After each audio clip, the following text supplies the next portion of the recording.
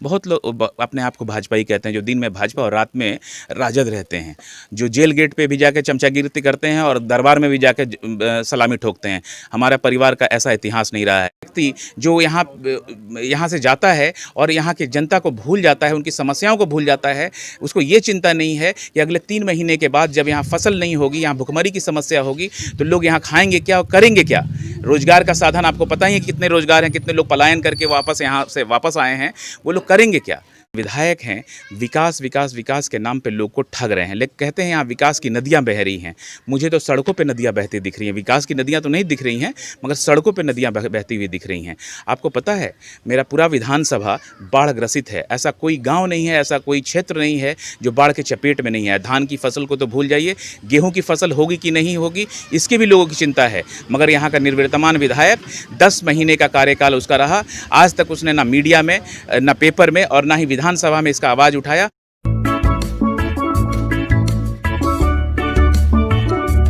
चले आइए सिवान शहर स्थित डीएवी कॉलेज मोड़ के निकट महाकाल कंप्यूटर्स में नामांकन प्रक्रिया जारी है। अधिक जानकारी के लिए कॉल करें 70049।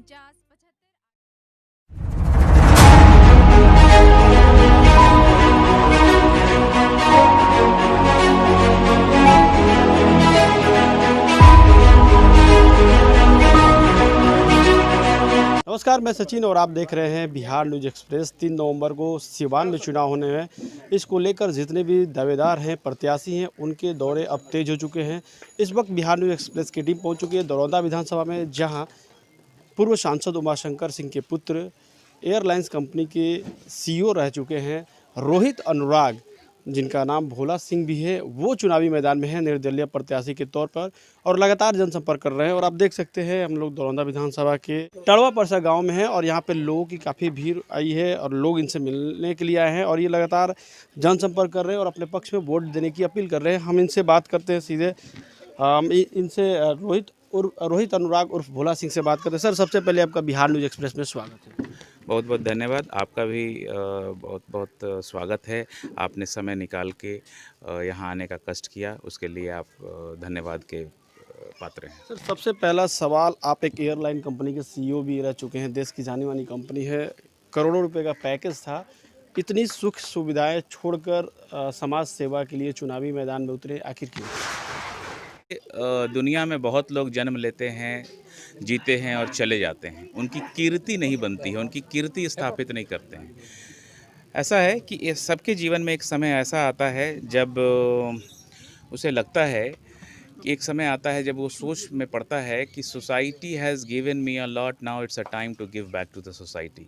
सो in my life it was a time when I thought of that I have earned a lot and I have made lot of money for myself and my family, and it's a time for me to give to the society back. मैंने समाज ने मेरे लिए बहुत कुछ किया। ये समाज, ये जो लोग यहाँ मौजूद हैं, ये मेरा एक तरह का परिवार है। मेरे पिता से जुड़े हुए लोग हैं, कई दशकों से जुड़े हुए लोग हैं, ये लोगों के हम ऋणी हैं, बहुत सारा ऋण है इनका हमारे परिवार के ऊपर। तो उस ऋण को चुकाने का समय आ गया था। तो देखिए, जीवन जैसे मैं बताया, जीवन पर्यंत लोग जीते हैं, आते हैं, चले जाते हैं, मगर बहुत कुछ लोग हैं जिन्हें जीवन में लोग उनके जाने के बाद याद करते हैं, जो कि अपनी कीर्ति स्थापित करते हैं, समाज के लिए कुछ करते हैं, समाज की सेवा करते हैं। तो मेरा भी वो समय आ गया था। मैंने सोचा कि अब जीवन जितना अपने लिए जो करना था वो मैंने कर लिया, अपना कैरियर जितना बनाना था बना दिया, अब मुझे समाज के लिए कुछ करना है। मैं समाज सेवा में आ गया। पिछले कई वर्षों से, 7-8 वर्षों से, लगभग 1 दशक से मैं समाज की सेवा में हूँ। प्रत्यक्ष रूप से मैं समाज की सेवा करता रहता हूँ। अगर मेरा फेसबुक प्रोफाइल आप देखेंगे तो मैंने वहाँ लिख रखा है कि आप समाज के उस व्यक्ति की मदद करें जो आपको धन्यवाद करने लायक है। मैं राजनीति में आया और उसी के क्रम में मैं दरौंदा विधानसभा की जनता की सेवा करने के लिए यहाँ आया हूँ। आपके पिताजी पूर्व सांसद स्वर्गीय उमाशंकर जी सिवान ही नहीं, महाराजगंज ही नहीं, पूरे बिहार के एक जाने माने समाज सेवी थे। काफ़ी उन्होंने समाज में नाम कमाया, काफ़ी लोगों की मदद की, उनसे भी आपको प्रेरणा मिलती होगी? देखिए ताउम्र अभी भी आज तक और ताउम्र मेरे पिता मेरे आदर्श रहे हैं। उन्होंने मुझे बहुत कुछ सिखाया है और हम लोग 4 भाई हैं। उसमें मेरे से मेरे पिता की एक दूसरी तरह की बॉन्डिंग थी। मैं उनसे बहुत चीज़ सीखता था। अकेले में हम लोग बैठते थे। हम लोग हर ऐसा कोई मुद्दा नहीं था जीवन का जिस पे हम लोग चर्चा नहीं करते थे और उनसे मैंने बहुत कुछ सीखा है। बहुत लोग मुझे ये कहते हैं कि मैं उमाशंकर बाबू जैसा हूँ। मैं उनके पद चिन्हों पे चल रहा हूँ। मैं तो सिर्फ इतना मानता हूँ कि अगर मैं जितनी कीर्ति उन्होंने स्थापित की, अगर मैं उसका 1% भी अगर कर गया, मैं उनके पद चिन्हों पे कुछ कदम भी चल लिया, तो मेरा जीवन सफल महसूस होगा मुझे। पहला सवाल है कि कर्णजीत सिंह उर्फ व्यास सिंह भाजपा के यहाँ उम्मीदवार हैं, मालेश अमरनाथ यादव है, निर्दलीय प्रत्याशी के तौर पे आप हैं, ऐसे और भी बहुत सारे उम्मीदवार हैं, फिर जनता आपको आखिर क्यों चुने? देखिए अंग्रेजी में एक वर्ड होता है यूएसपी, जिसको कहते हैं, फुल फॉर्म होता है यूनिक सेलिंग पॉइंट। हर व्यक्ति का अपना कुछ विशेषता होता है जिसके वजह से उसकी ब्रांडिंग होती है। मेरी ब्रांडिंग ये है कि मैं एक सभ्य समाज और शिक्षित समाज का निर्माण करने के लिए कृत संकल्पित हूँ और यहाँ आया हूँ। मैं एक शिक्षित व्यक्ति हूँ। मैं ये कह सकता हूँ कि मेरे सामने का प्रतिद्वंदी और मेरे शिक्षा में कोई समानता नहीं है, ज़मीन आसमान का फ़र्क है।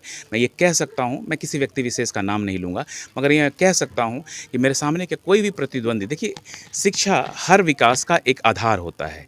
अगर आप शिक्षित नहीं हैं तो आपको विकास का मूल मंत्र नहीं मालूम होगा। अगर आप शिक्षित नहीं हैं तो आपको समाज को कैसे सभ्य बनाना है, समाज का कैसे कल्याण करना है, वो आप नहीं कर पाएंगे। तो मैं जहाँ तक, देखिए हर चीज़ का एक मानदंड होता है। अगर आप एक चपरासी, मैं किसी नौकरी या किसी रोज़गार को छोटा नहीं कह रहा हूँ, मैं उदाहरण सिर्फ दे रहा हूँ। मेरे उदाहरण का मतलब ये है कि एक छोटा सा जॉब होता है गवर्नमेंट का, चपरासी की बहाली निकलती है या सिपाही की बहाली निकलती है, उसके लिए भी सरकार एक मानदंड तय करता है कि उसकी लंबाई इतनी होनी चाहिए, चौड़ाई इतनी होनी चाहिए, इतना उम्र होना चाहिए, इतना एजुकेशन होना चाहिए। आपको नहीं लगता कि एक जनप्रतिनिधि के चुनाव के लिए कोई मानदंड होना चाहिए? मैं मानता हूं कि यहाँ सरकार छोड़ दीजिए, यहाँ की जनता कोई भी मानदंड तय करेगी, कोई भी मानदंड बनाती है अपने जनप्रतिनिधि को चुनने के लिए। मैं ये जानता हूं कि मैं उस हर मानदंड पे अव्वल रहूंगा, मैं सेकंड भी नहीं आऊँगा। 11 उम्मीदवार हैं, मैं जानता हूं कि किसी मानदंड, चाहे वो शिक्षा हो, चाहे वो एक्सपोजर यानी कि अनुभव हो, चाहे वो किसी तरीके का कोई कार्य करने की क्षमता हो, मैं उसमें अव्वल ही रहूँगा। मुद्दा क्या रहेगा, चुनावी मुद्दा? चुनावी मुद्दा सिर्फ एक ही है कि आज तक यहाँ जो निवर्तमान विधायक हैं, विकास के नाम पे लोग को ठग रहे हैं। लेकिन कहते हैं यहाँ विकास की नदियाँ बह रही हैं। मुझे तो सड़कों पे नदियाँ बहती दिख रही हैं। विकास की नदियाँ तो नहीं दिख रही हैं, मगर सड़कों पे नदियाँ बहती हुई दिख रही हैं। आपको पता है मेरा पूरा विधानसभा बाढ़ ग्रसित है। ऐसा कोई गाँव नहीं है, ऐसा कोई क्षेत्र नहीं है जो बाढ़ के चपेट में नहीं है। धान की फसल को तो भूल जाइए, गेहूँ की फसल होगी कि नहीं होगी इसकी भी लोगों की चिंता है। मगर यहाँ का निवर्तमान विधायक 10 महीने का कार्यकाल उसका रहा, आज तक उसने ना मीडिया में, ना पेपर में और ना ही विधानसभा में इसका आवाज़ उठाया कि हमारे क्षेत्र की जनता, हमारे क्षेत्र का किसान, हमारा क्षेत्र का गरीब भूखे मरने की कगार पे है और उसे मुआवजा मिलना चाहिए, उसे कोई पैकेज मिलना चाहिए। आप भी पत्रकार हैं, मैं आपसे सवाल पूछता हूँ, आपकी कभी यहाँ के जनप्रतिनिधि से ऐसी कोई बात हुई है जिसमें उन्होंने बोला है यहाँ के लोगों के लिए राहत पैकेज मांगा हो, बाढ़ के लिए कभी चर्चा किया है? मैं आपसे पूछ रहा हूँ, आप पत्रकार हैं, आप बताएं। नहीं किया है। जब मैं यही जानना चाहता हूं कि ऐसे जनप्रतिनिधि का क्या काम कि जिसको यहाँ जनता जिता के भेजती है, उसे शक्ति देती है, उसे अपना जुबान देती है, उसे अपना विश्वास देती है कि उसके बदले, इस जनता के बदले वो सदन में जाके उसकी समस्याओं को बोलेगा। वो व्यक्ति जो यहाँ से जाता है और यहाँ के जनता को भूल जाता है, उनकी समस्याओं को भूल जाता है, उसको ये चिंता नहीं है कि अगले 3 महीने के बाद जब यहाँ फसल नहीं होगी, यहाँ भुखमरी की समस्या होगी, तो लोग यहाँ खाएंगे क्या और करेंगे क्या? रोजगार का साधन आपको पता ही है, कितने रोजगार हैं, कितने लोग पलायन करके यहाँ से वापस आए हैं, वो लोग करेंगे क्या? जब ऐसा जनप्रतिनिधि होगा, जब अपनी लोगों की जनता, जो लोग विश्वास से उसको वोट दिए, जो लोग विश्वास से उसको जिता के भेजे, उनकी चिंता उसे नहीं है, ऐसे जनप्रतिनिधि का यहाँ क्या मतलब है? लेकिन लगातार सोशल मीडिया पे या फिर मीडिया में ये बातें करते हैं कि करोड़ों की लागत से जगह जगह पे सड़कें बनवाई, पूरे विधानसभा में कई 100 सड़कों को काउंट करवाते हैं कि उन्होंने बनवाया है। देखिए, यहाँ की जनता से थोड़ा आप सर्वे कीजिए, सोशल मीडिया का बात मत कीजिए। बहुत सारे जो 100 सड़कें आप बोल रहे हैं, उसमें से 50 सड़कें ऐसी हैं जिसका सिर्फ सिलपट लगा है, शिलान्यास हुआ है, उस सड़क पे काम नहीं हुआ है, पहली बात। दूसरी बात ये कि अगर 500 फीट का सड़क है और 50 फीट का आप काम करा के उस पर सिलपट लगा देते हैं तो वो रोड नहीं बनता, वो रोड कहीं जाता नहीं है।